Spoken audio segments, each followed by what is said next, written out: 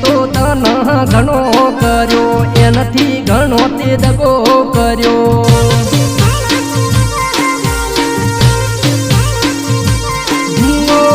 ખેતરનું બોનું કરી ફોન તન કરતા